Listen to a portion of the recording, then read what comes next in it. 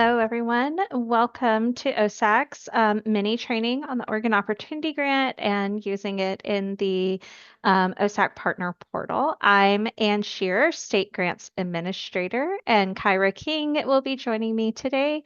Also, the Operations and Policy Analyst for the Oregon Opportunity Grant. So if you're working with the Oregon Opportunity Grant, you have probably seen emails from one or both of us, and now you have a face to put with the email.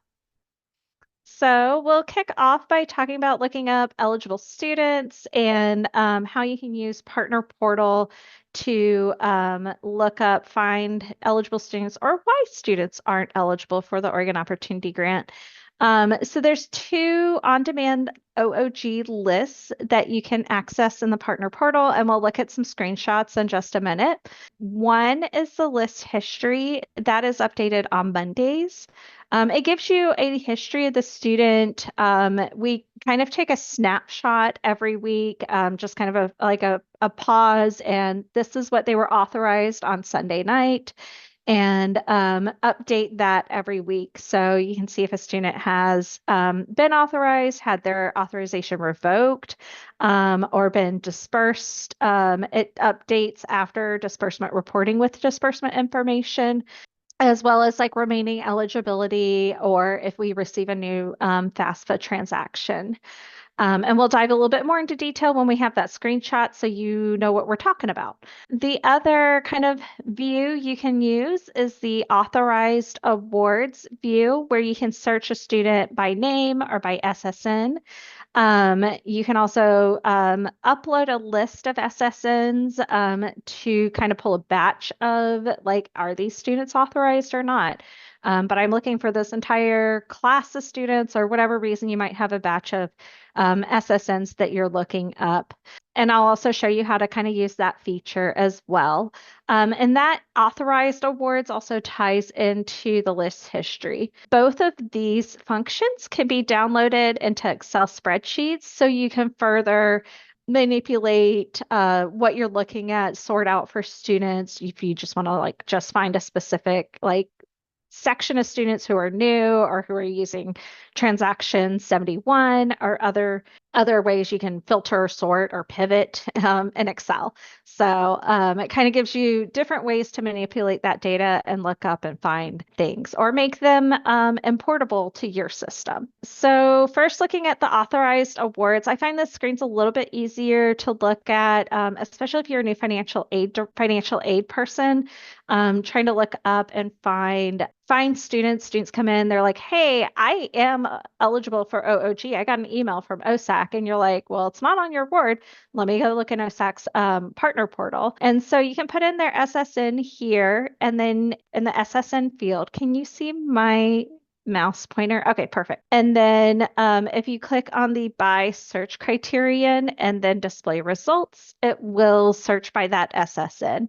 Note, this is the SSN that we have on the latest FAFSA or ORSA transactions. So if they are using a temporary placeholder type SSN, like a 999 number that our system has assigned to fill the SSN field, that may or may not pull up the right student. And again, you have like last name and first name that you can look them up by. So if they have kind of a unique first name or first name, last name combo, that might help you narrow down the student that you're looking for. On here, ABC University is our testing school that doesn't exist. On here, you have these different column names. You can also click on these different blue columns to sort by that column. So if you want to see all students with just their total disbursements for the year, you can click on that column, or alpha sort by last name or first name as well. Other things to look at on here, the TRN number is which FAFSA ICER transaction we're using. So if you're on transaction 5 and you want to check if we're on transaction 5, that's a good place to check on it. Remaining eligible terms.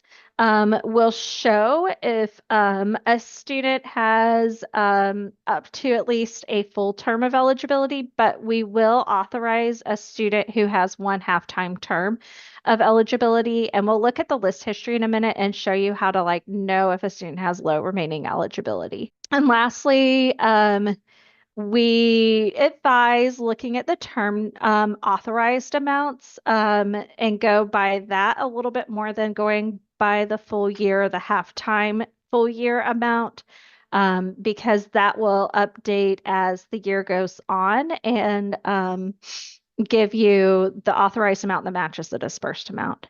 Kyra, do you have anything else to say about this page? Nope, just the one. Well, I guess I do have one thing.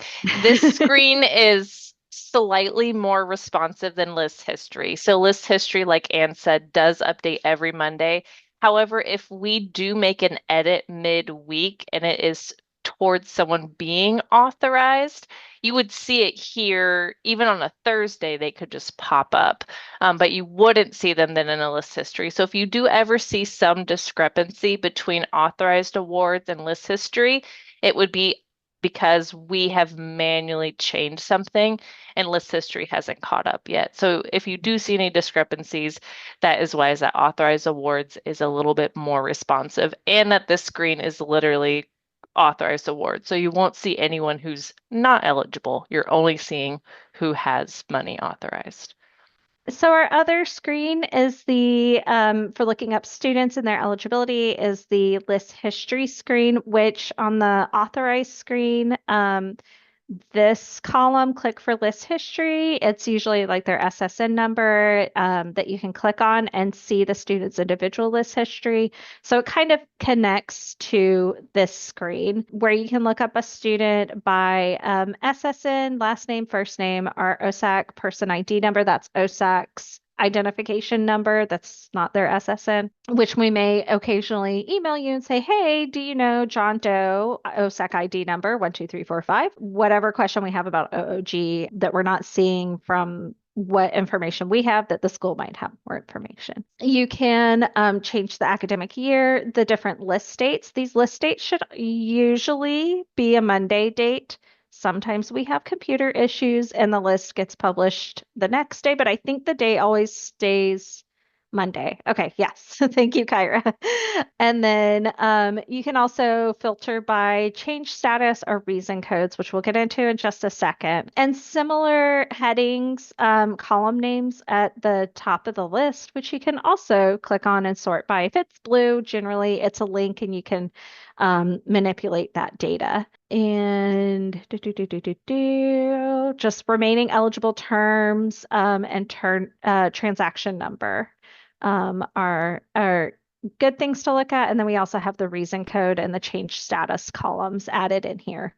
And then you can see the list date. You can click on an individual student and see their complete list history for the academic year. So this change status has a few different statuses that you can see. The changed, new, no change, revoked, or same. New students is a new award to your list. The change is there's been a change in the award amount or the award type. And if it's blank there has been no change. The student is the same as the week before. If it's same, it's a new transaction has been received since the previous week's award list. So we had transaction 3, we got transaction 4, and the SAI didn't change. The award amount still the same. But there's been this slight change in using a new transaction number from the students' FAFSA records. These statuses are also very similar to Oregon Promise statuses. So if you feel like they sound similar, you're not wrong. They are. And you can also find these different statuses broken down in the OOG handbook that is on the first page. We'll show you in just a minute as well. The other big drop down that it has a lot of explanations here as opposed to the change status. It has alpha codes and then what those codes mean. We just wanted to draw your attention to a few of those codes. The D code is very common, and sometimes it's on every student, and sometimes it's also not always very accurate. So it's kind of like a nudge of like, hey, something has changed here with the FAFSA transaction, but generally, I wouldn't worry too hard if you see that on every student. But if you notice a specific trend and the award amounts changing or something like that, or the status code change status, feel free to give us a heads up or shoot us an email and be like, hey, I'm confused about this. The L code X and the X code are both tied into low or no eligibility. You might see one or both together on a student and no authorization or very little authorization, like one or two terms are authorized, but not all three. That's our, hey, heads up, these students have a little bit of remaining eligibility, or sometimes the X code shows up and says they have no eligibility, but then they have like one halftime term, but not always. So if your records look like they might have a halftime term remaining, feel free to shoot us an email and be like, hey, can you look up their eligibility, like what small percentage they have left? Can we get the student any more money? And sometimes you might see a combo of L, X, and D codes. The graduate student or G code, a few different things can trigger that are basically ineligibility things related to either graduating or becoming a graduate student, having earned a bachelor's degree, different statuses like that. That would make them ineligible for the Oregon Opportunity Grant as an undergraduate student because they are pretty much no longer a first-time undergraduate student. The O is also very important for the ORSA reject. Kyra, can you explain this one a little bit more? Yeah, so this one is where we have rejected the ORSA, and these are 9 times out of 10 ORSA students that have a provisional independent status. Since that's now new and we need to show something to you all in the portal when there's a provisional independent, those ORSA students will have an O reject code. The students can't see that well in the ORSA application, so it's something kind of in the middle that we are assigning a reject code to if we don't have an SAI calculated on a submitted ORSA. So feel free to reach out to us if you have any students that have those rejected ORSAs. We do a lot of outreach to those students to ask them if they meant to click that question, if they need assistance, but typically those are students that have a provisional independent status that have that rejected ORSA code.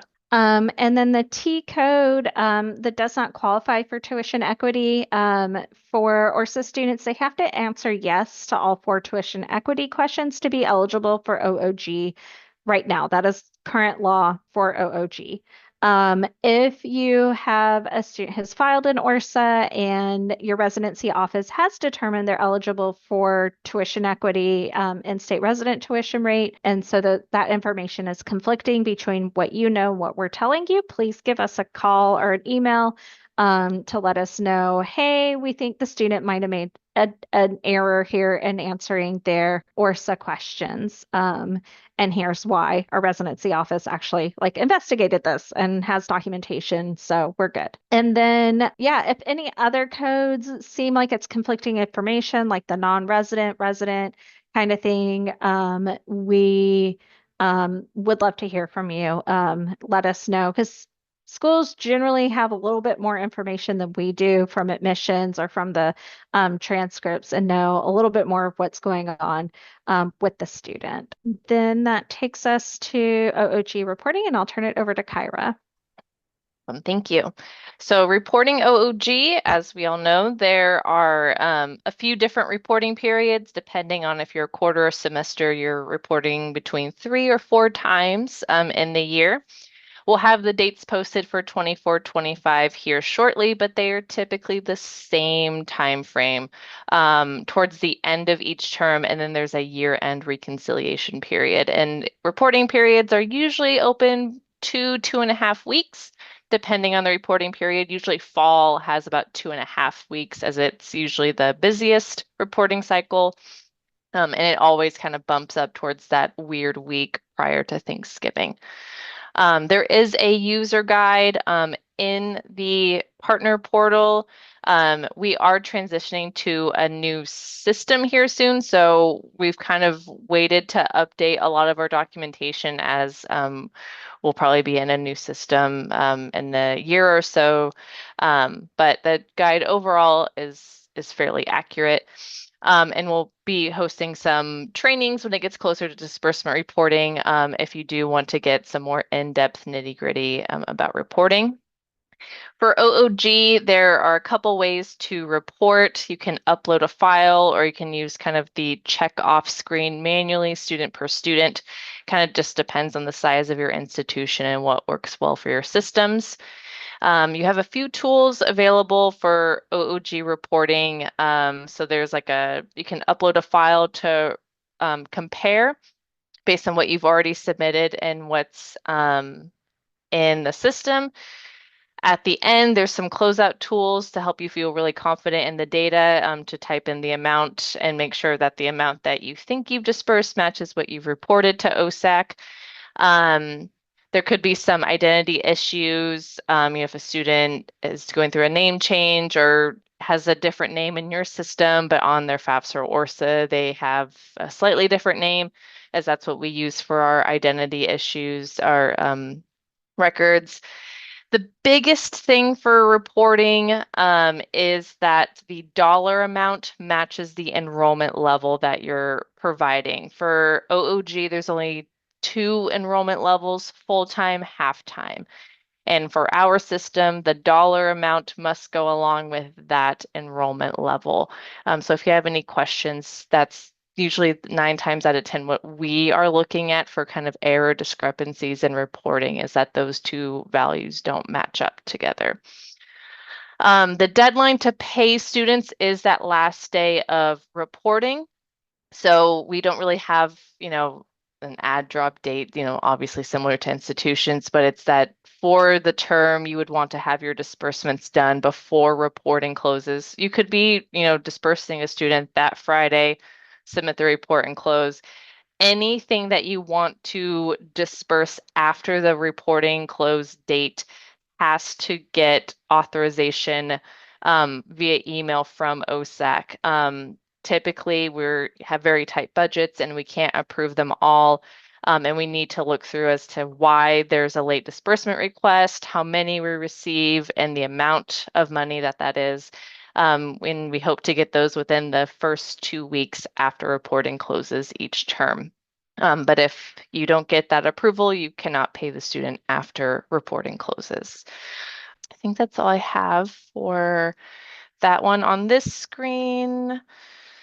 Yeah, And when the only thing to say is that when it's open, you'll see more tools. Right now, the message will just like reporting's closed, obviously, it's August. But when it's open, it'll show that it's open and have a few more buttons for you to be able to click and look through. yeah. And do you have anything to add for this screen?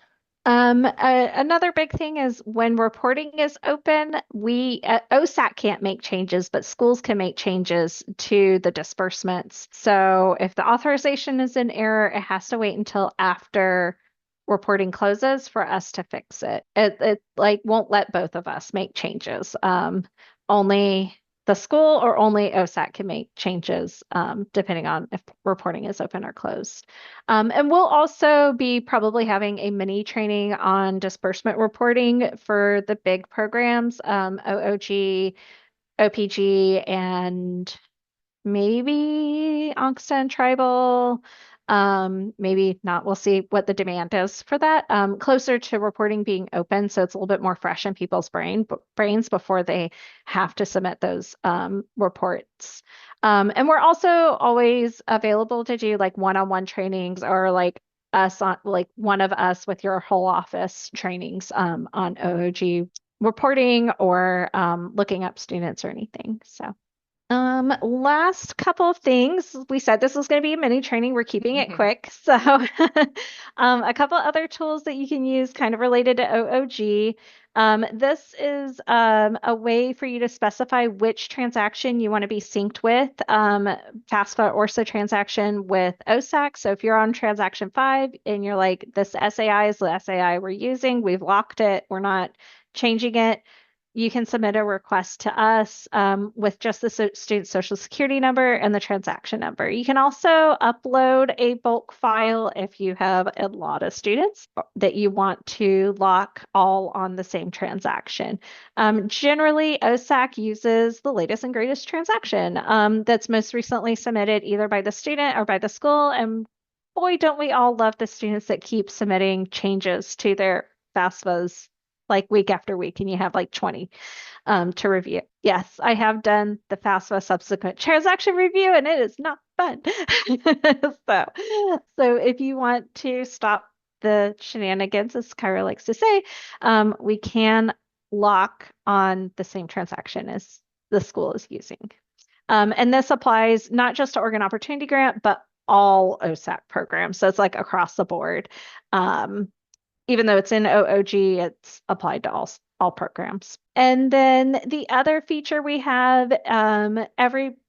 just about everybody has access to this. It's the folder to share secure files with OSAC. Sometimes schools need to upload a list of students for us to check off. Maybe you have a lot of late disbursement requests or a lot of low remaining eligibility requests. This is a great way to give us just an Excel spreadsheet. If you want to give us their SSNs or other PII, this is the way to do it. Please do not email spreadsheets with PII. Nobody likes a FERPA violation. And so you would see it when you come in and log in, you have your little school name and different programs you have access to. This is all the programs available in our OSAC Partner Portal. And then you would come to folder. If you don't see it, it means you don't have access to it. And this does come with National Guard permission. So if you're the National Guard, ONCSTA point of contact, you're going to get. And then it will pop up this file exchange page and you would click on your school's name. I have like almost all the schools in my permission, so I can see all the folders. But normally it's just like just the one school that you can see the folder for, because most people aren't working for multiple institutions. And then this is what the folder contents looks like. So if we have sent you a file, it should show up here if our system is behaving. Sometimes we have to come in and upload it down here, but we will tell you where it is when you go into the folder. But when you go in to upload a file, you just click on choose file and then upload and boom, it's there. If you have a lot of files in there, it may be a little slow to open, so just have patience with that page loading. And then I think that brings us to questions. Any last thoughts, Kyra? Yeah, if you are sharing data using the folder, a lot of schools right now do it, for the remaining eligibility, or if you have like COFA students or other lists. You also need to email us to tell us that you've put something in there. We do not get alerted. And that's also where a lot of files go through that. It's just any kind of sharing. So like OFAC files, disbursement files, like that's kind of just the meat and potatoes of everything that file exchange will show. But if you are uploading something that you want us to look at, please email us, as we are not alerted when schools put something in that folder view. But I think that's all we I had. I didn't have any other notes. But yeah, open it up to questions if you want to type things in the chat or come off mute. We're here to answer any questions you got. Yeah. And if you want a copy of the presentation, feel free to email me and I can email you a copy of the slide deck that has detailed speaker notes on the different screens as well. I know I love a good speaker notes.